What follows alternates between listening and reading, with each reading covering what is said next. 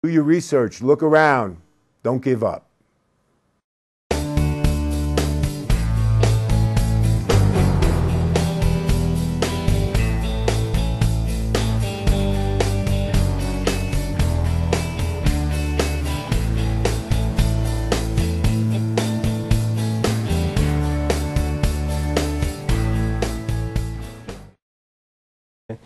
My name is Neill Franklin. I am a member and speaker of Law Enforcement Against Prohibition, LEAP.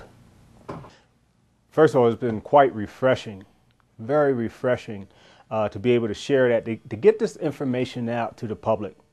They need to hear it. They need to hear about what this prohibition is doing to our country, what it's doing to our communities, what it's doing to those what I say, innocent members of our community. I'm talking about our children.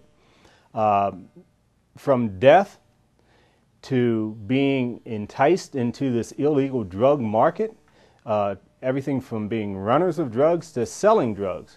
And what happens next? Then comes the violence. Then comes the violence that's associated with those drug dealers protecting their market share of the business.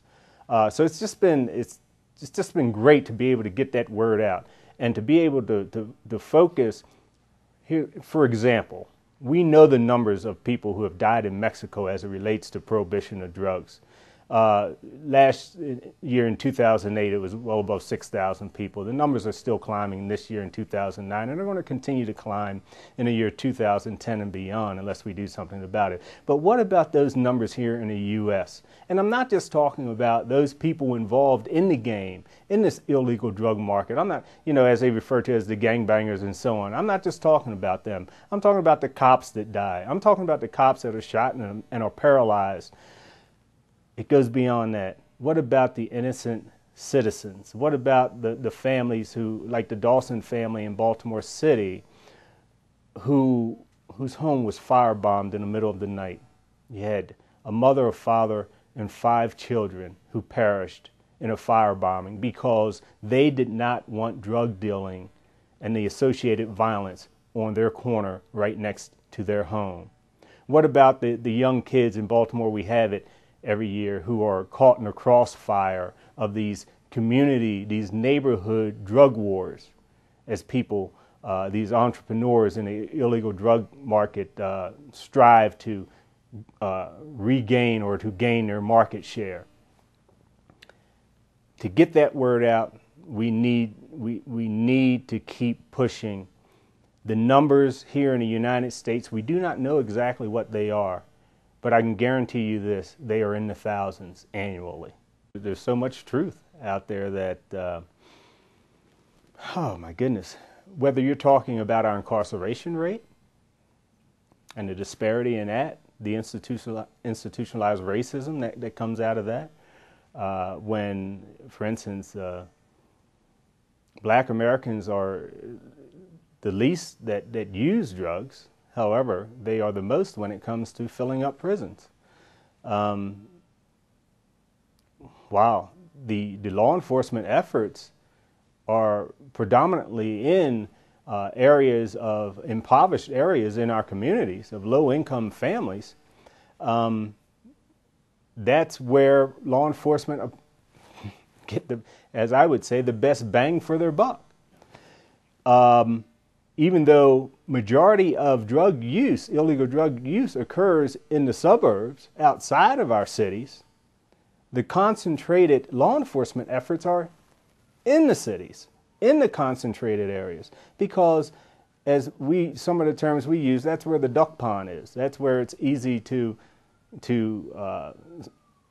acquire the numbers that you need, to get the arrests that you need. No matter whether the offense is for major drug dealing or whether it's for simple possession. An arrest is an arrest when it comes to compiling the statistics so you can get the financing from the federal government in your law enforcement efforts. Unfortunately, the more arrests that you make in a community, the more money you get from the federal government that comes into law enforcement.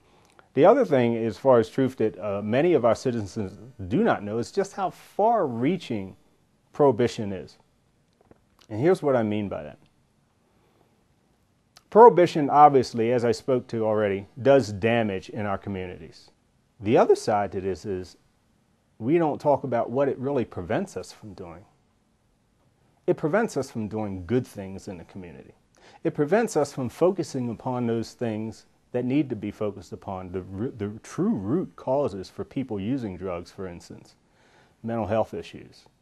Case in point. The average law enforcement agency in a community such as Baltimore, where I'm from, will spend 75 to 80% of its time on a daily basis dealing with drug-related issues, the drug dealing issues, the 911 calls for service, the homicides, the shootings, the stabbings, the clearing of drug corners per se. It costs money to do that, it costs intellect to do that, it costs man hours to do that. The money that we put into corrections, the judicial system, and so on and so forth. What would happen if we could take our money, if we could take our intellect, if we could take our human resources, time, man hours, and put it towards the root causes for people using drugs? Mental health. We have dozens, hundreds of kids on a daily basis that are abused in our cities. And what do? They self-medicate. They don't have a health care program where they can go and get mental health treatment to see a psychologist or a psychiatrist.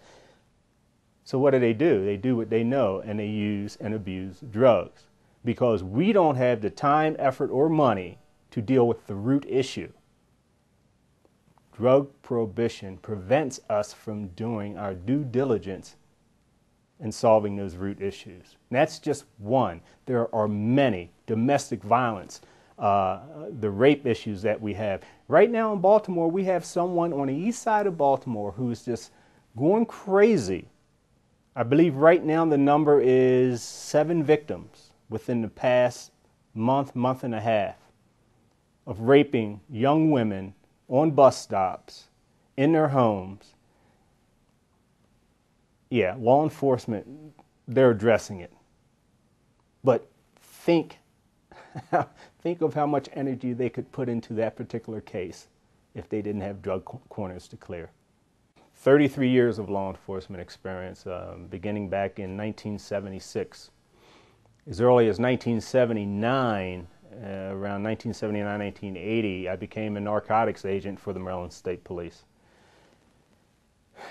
My very first search warrant involved a young man. I believe he was a student at the University of Maryland. I worked in College Park, Maryland, and he had a marijuana plant, probably about 2.5 to 3 feet tall, growing on his balcony. And this is how we would bring a new member of the narcotics team in. So what they did, they took me out and we cruised an apartment complex, saw the marijuana plant on a balcony, wrote a search warrant for the apartment, found nothing else. However, this young man was convicted for not just possession, but manufacturing of a Schedule I drug. I'm curious, I'm really curious about this individual, how that affected his life. I don't know, but how that may have affected his life. I'm sure it wasn't positive. Right. And this individual wasn't out causing harm to anyone. It's all about our policy. So, you know, I had the experience from being a narcotics agent, going down into Calvert County, Maryland, and arresting and doing a case on a number of individuals down there who all I had to do was bring them before the judge, and that was it. And went into the management of narcotics task forces, which were multi-jurisdictional task forces involving many agencies coming together in a particular county.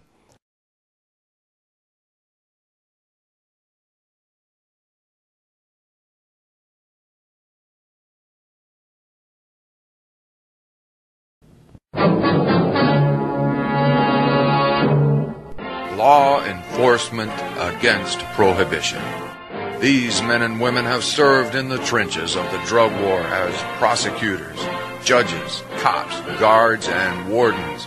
They have seen firsthand the utter futility of our policy and now work together to end drug prohibition. Please visit leap.cc.